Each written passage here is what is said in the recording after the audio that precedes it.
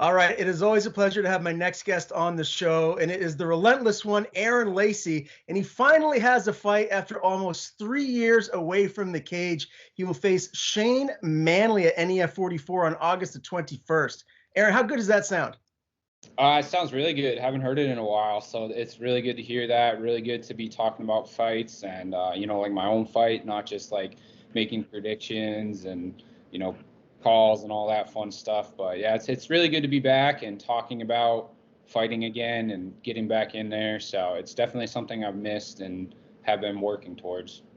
How difficult has it been mentally for you to just kind of stay focused? Because obviously you want to compete, you want to be inside the cage and be active. The pandemic has kind of thrown a monkey wrench into everyone's plans here regionally, especially. So how hard has it been for you just to kind of stay focused on the end goal here?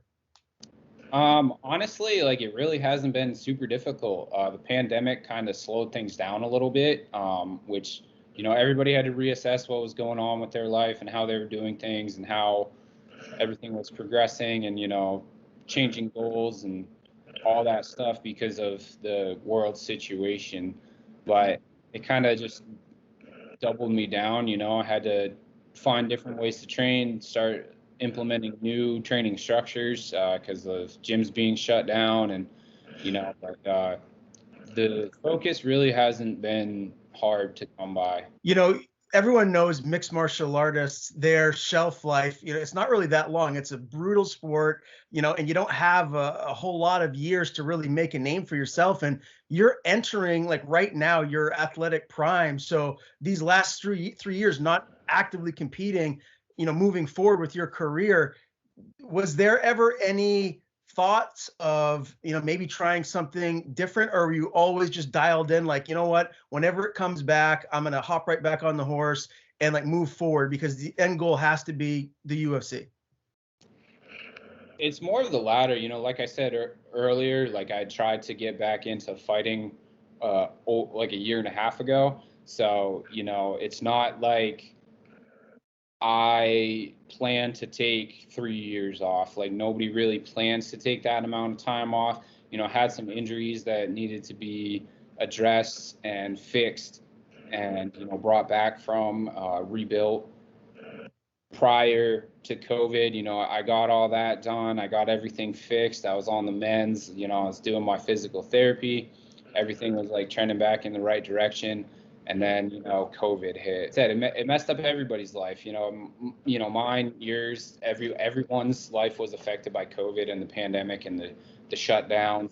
So it was not really something that crossed my mind. Like I knew that I'm not done with the sport. There are times where people say that and the sport's just done with them. It's passed them by and their time is gone, and really can't compete anymore or make the adaptations they need to stay successful. But I don't think I'm at that point. I've had a lot of growth in this last 3 years, physically, mentally, technique-wise. So it's not really something that ever crossed my mind. I was talking to Coach Young earlier today, on what's life like been for you, training inside of the cage, outside of the cage, and all of that. And he mentioned that you are in the process of maybe starting up your own detailing business. Can you tell me where that's at? Yeah, that's still in like the beginning stages, just working on like business licensing, insurance, getting packages put together. But yeah, it's something, I've had quite a few jobs in my life, and I've always just been happier when I've found jobs that gave me like a little bit more freedom. I've had jobs where I don't see a manager or a supervisor for a week at a time, and no one's checking in on me because they know I'm handling my stuff and they know things are getting taken care of. So I think that in order for a person to be successful financially, you have to go out and get it yourself. You're never going to get separated or have financial freedom if you're working for somebody else. The structure it's rigged, in my opinion. They get you in this whole go to college cycle, get a job cycle, and the next thing you know, you're $80,000 to $100,000 in debt for 30 years of your life trying to pay it off. So that's something that doesn't sound appealing to me. Having control over my own schedule, my own business, my customers, all the calls that are made is something that sounds really appealing, and it's something that I've been working towards. I have experience in the industry. I've taken plenty of classes on business marketing, actual technical aspects of like detailing and paint correction. So it's definitely something that I'm super interested in, and eventually will be progressing to a super high level, just like my fight career. How happy are you right now with your work training balance? Is that in a good space for you? The work training balance is pretty good right now. I don't really have too much business coming in as far as that goes, because I'm not really advertising yet, because there's some other things that, I need to kind of get squared away. So I do still have a part-time job, working at the hospital. That's kind of how I, feed in money to get the business going, is by having that. Keeps me on some health insurance, which obviously as a fighter is a super big thing. So that's kind of why I keep that job. So my schedule is busy, but it's very well managed. I'm getting a lot of sleep, the best sleep I've gotten in, quite a few years. I don't know if it's just because I'm going to bed completely exhausted every day or what, but hey, I'm sleeping, so I'll take it either way. But the balance is good. A little more, free time to kind of unwind and maybe spend a little more time with the family would be nice, but that's kind of one of the sacrifices you make during fight camp. It's 8, 10, 12 weeks tops, and then after that you can spend all the time with them that you want for, 3, 4 days a week, or, whatever you get before you got to hop back into another one. Yeah, no doubt. And we're a little over a month away from the fight night down in New Hampshire. Where are you at right now in camp? Tell me, what you've been doing thus far and what you have left to do before you're going to be ready to make that step back into the NEF cage. Yeah, we're just a few weeks into camp, so it's not anything super terrible. I've been keeping myself in shape. I tried to fight out of state on a couple cards before this card had shown up and actually come to fruition. So the training has been there. Everything is progressing well. We're starting to ramp up into the super intense weeks of camp coming up here, where the sparring sessions get dialed up, the conditioning gets dialed up, everything kind of get dialed up to that super high level. So we're progressing into that now. We had the first like week or so where you're easing into the new schedule, hitting your 2 or 3 workouts a day, whatever you're hitting. Now, the schedule's good, and we're starting to ramp up the intensity during the workouts for the next couple weeks before, we wind it back down for the weight cut and the recovery prior to the fight. How are you liking the new spot in Outer Brewer for Young's new gym? I know there's a lot of work to be done to get it, fully functioning the way that Chris wants it, but how are you liking that new home? Like you said, it's a work in progress, but it's going to be a very nice space. What we have now is already extremely workable. It's quite a bit of mat space, high ceilings, so you can jump rope, you can pick people up for your wrestling. There's plenty of room for all the super fun activities, So it's gonna be a really great spot when it's done. It's already it's already shown me the light that is at the end of the tunnel, show me what it could potentially be. So I'm very excited for it. It's a great spot, and when we're done with it, it is going to be a world-class facility. Now, I know you've been going down to Nostos and CM to get some work in here and do some sparring. How has that balance been with like getting the work you need to here locally with Coach Young and your team here versus traveling down to the southern part of the state? Well, Chris and I talk every day, multiple times a day. We're always like, hey, like, this person's coming in, like, can we move the workout to this time so, you can work with them for a half an hour extra? Or, hey, look, we need to go here. Like, how can you make that work? So, I mean, we're always talking, we're always planning. We're always on the same page with things. Like, I've been doing this for a while myself. I take over a lot of the roles that some people kind of put on other coaches. Like, I do a lot of my own strength and conditioning. I do a lot of my own dieting, diet plans.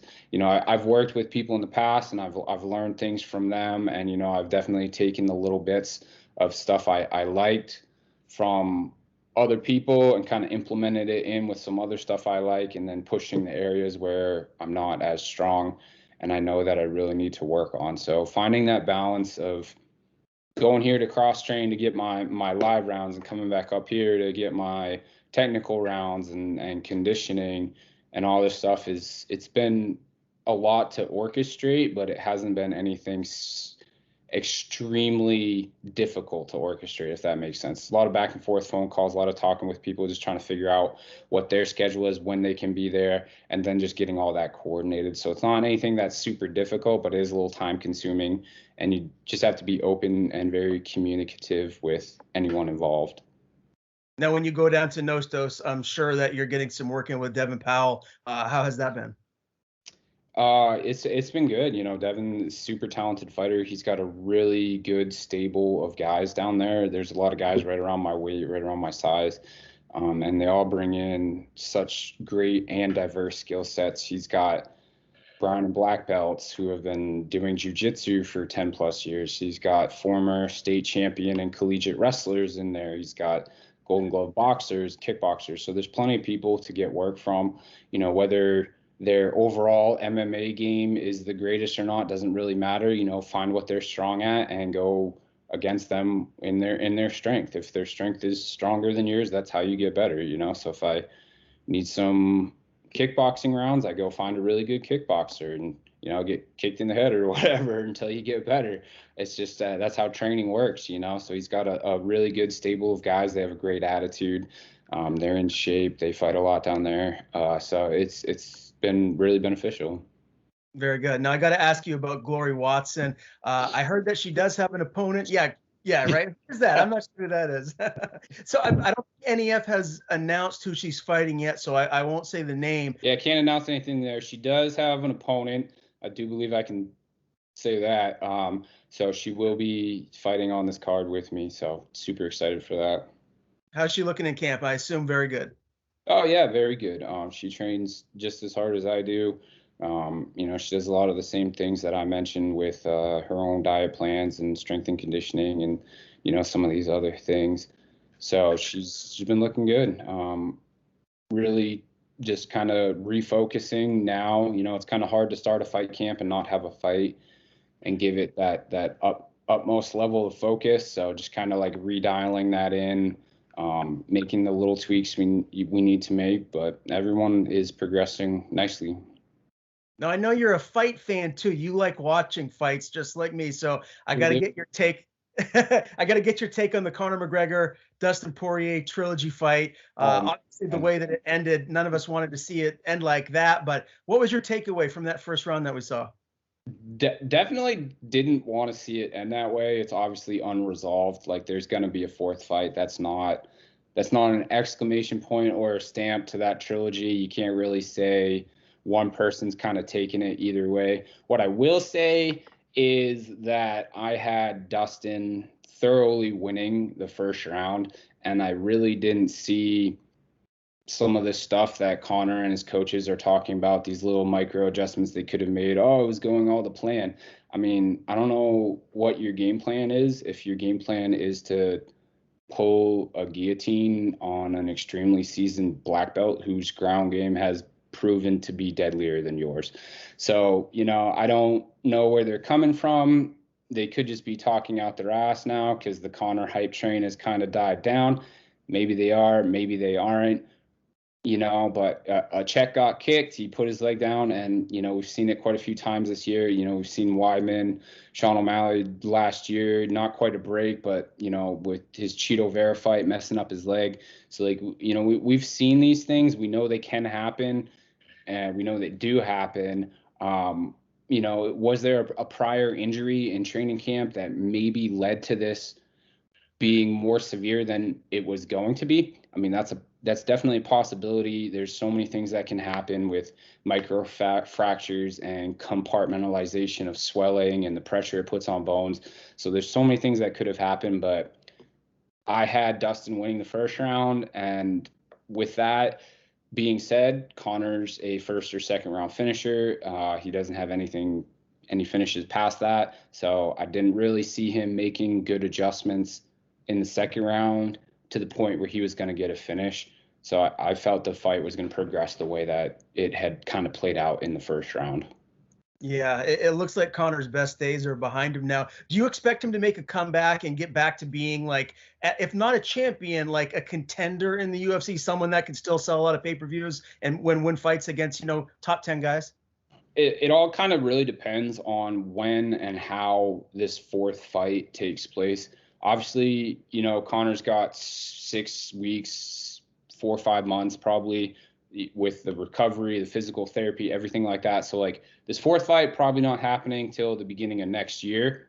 So, you know, Dustin can do a lot. He's perfectly healthy. He can go fight Charles Oliveira, win the belt, potentially defend it a time or two in that amount of time, you know. So will Dustin be here by the time Conor, you know, heals up and gets back to it? Maybe, maybe not. You know, he made it pretty clear when he chose the Conor fight over the title fight that he's been there, done the title thing, and now he wants his money so he can progress with his life post fighting, would be my guess. You know, he's got his hot sauce committee, or his hot sauce company rather, and his Good Fight charity. So, you know, he's got a lot of other things going on outside of fighting. So will he even be there when Conor returns? I don't know. Conor has to win the fourth fight, and he has to win it in a fantastic fashion in order to still be relevant. He'll always be relevant in the sense that he sells tickets. He's an attraction. You know, he'll go out there and put on a show, and he'll go out there and give the fans what they like paid for as far as the trash talk and things like that. But if he doesn't win the fourth fight in a dramatic fashion, that's what Conor will be. He'll either be the gatekeeper to the top 5, or he'll just be taking the fights that are the most entertaining and make the most sense for his bank account. Well, clearly what is next is Dustin Poirier and Charles Oliveira, and that's going to be a really exciting fight. We'll have to have you back on the show to do like a little preview for whenever that big pay-per-view happens. But let's dive into your fight, man. Shane Manley, I'm really intrigued about this matchup because when I look at this guy and look at everyone he's fought, if you look at his amateur career, he has losses to Cody Garbrandt and Bill Algeo, and he's got a pro win over Dylan Lockhart and an amateur win over a guy that you know pretty well, and Ray Wood. So is this kind of like a payback fight for Young's MMA? Are you looking at it like we got to go get this one back? No, I mean, not really. You know, Ray's great. I love Ray, but he hasn't been around the gym in years, so it's not like one of those things where he's here, you know, every day grinding. You know, he lives out of state. He's moved on with his life. He's happy with his family, which makes me happy. You know, all I ever want to see is, you know, my friends and family and people who have been there to support me be happy and accomplish the things they want in their life, and that's what he wanted to do. So, you know, no, there's never really any revenge. I just like testing myself, and he's a good test. Like you said, he's got some pretty serious wins, some pretty serious fights. Might not have gone his way, but he's been in there with some pretty serious people, and it is a good test to see if I can pass, you know, and I'm doing everything I can to make sure that happens. So Manley is known for his wrestling. That's kind of his bread and butter. Someone regionally here told me that he's kind of like a John Fitch type of fighter. If you want to look at like an NEF, like that's his game plan. He's going to come in and try and implement that regardless of who he's facing. As far as stuffing takedowns or working on your takedown D, like how good do you feel that aspect of your game is right now leading into this fight? I mean, my whole game's on point. I'm always working on things. Like I don't really change what I'm trying to progress based on my opponent. I might drill things a little different, so I have the muscle memories kind of built in a little differently. But my skill set is really progressing, and you know, it's been a while since Shane's fought too, so he could come out and have completely revamped and redone his style. So sitting here saying, you know, hey, he's gonna, you know, push me into the fence and try and take me down and lay on my leg is a possibility. Yeah, but the complete opposite could be true as well. He could come out and have a new confidence in his striking and try to put it on me striking. So, you know, we've both been out for a while, so we really, neither of us know what we're gonna get. So I'm really just kind of preparing in all assets and trying to just up my entire game. how important is this fight for you to get a win? You know, I know that you did suffer a loss before the Lemke fight, which was, you know, over 3 years ago now. Now this fight coming back, I mean, do you feel extra pressure to go in there and not just win, but maybe look very impressive doing it?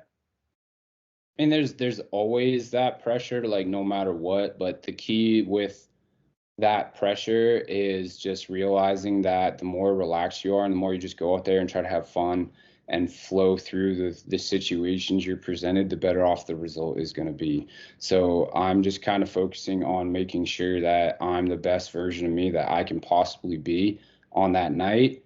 And whatever happens, happens. You can't be obsessed with winning or losing. You have to be obsessed with progression. And that's what I'm obsessed with right now. So the NEF, this the 44th event here, it's going to be down in New Hampshire. So it's going to be a little bit different. You know, are you expecting a big crowd of people to come down here and support you? Have you sold many tickets yet? What are you expecting it to look like come fight night? Honestly, I haven't even gotten tickets yet. I should probably get on that. I need to message Matt about that. Honestly, I've been pretty busy trying to get medicals done and traveling to train and all that stuff. So I do need to get on that. You know, I don't really, I should probably spend more time and effort trying to sell these tickets, but I let my fighting speak for itself. You know, there's plenty of people that come down and will stick around to watch me fight that bought tickets from other people. So, you know, it is what it is as far as that goes. Do I try to sell tickets? Yeah, I do my best. Am I the best at it? No. Like I'll tell you, definitely need some improvement there. But I mean, there's going to be a hell of a crowd. We've got some local people from New Hampshire fighting on the card. They're going to bring a crowd. It's the first time the NEF has done anything in, I don't know what, almost 18 months now or something like that. 14, 15 months it's been since they've done anything. So there's going to be a crowd. It's going to be crazy. And you know, there's plenty of people that know my name that will stick around solely for that. It's a great card too, man. Just looking at the matchups that they've already put together, the card is rounding out very nicely. Your fight obviously will be at featherweight. I know we're still a ways out right now, but what's your weight range at right now? Are you in a good spot as far as that goes? Yeah, my weight's good. Like I've made plenty of like lifestyle changes. Like I never let myself get really too out of shape. It might fluctuate here and there, but I know how to diet and train to make weight, and it's progressing nicely. I'm comfortable with where I'm at. I'm comfortable with how my body is performing. So I think the weight cut is progressing nicely. I mean, it's not even really a cut right now. The cut really happens in the last like 2.5 to 3 weeks. So right now it's just good diet, staying on top of my water, making sure I'm not eating too much bad food and just constantly progressing towards that fight weight, and everything is going nicely. Fantastic, man. Aaron, I can't wait to see you back in action competing, man. It's always a pleasure to talk to you. Again, NEF 44, August the 21st. Aaron Lacey, Shane Manley on the main card. It's going to be a banger, dude. Before I let you go, I want to give you the floor. Tell people where to follow you on social media. And if you have sponsors to thank, the floor is yours. Yeah, I'm on Facebook right now, working on the whole Instagram thing. Not very good at the whole social media thing. So yeah, Aaron Relentless Lacey on Facebook. That's where I do all my updates for my fight fans, my fight page, what's going on. I do it on my own personal Facebook as well. So if you guys want to follow that, it's Aaron Lacey. I do it on both just to kind of get the word out there. I've got some friends on each that may not be on the other. So just kind of spread the word. So we're on Facebook for now. Check it out. I don't really do much, so need to focus on that. My only sponsor right now is Sea of Tranquility Massage. Jen Moon over there does a fantastic job keeping me right for these fights, working out all the kinks and the swelling and the bruising, and just making sure I'm physically recovered and ready to go for all the workouts that I need to get done. There's a few more that could potentially be some sponsors here in the next week or so, but they haven't signed on yet. So maybe by the next one, they can get a shout out. Maybe this will pressure them into it a little bit. Who knows? But that's about all I have. Ryan, it was really great talking with you. again and finally talking about my own fight instead of, some other people. So it was good. Awesome, man. Well, it's always a pleasure. Look forward to doing this again soon. Best of skill come fight night. Awesome. Thank you, Ron. It's great seeing you, man.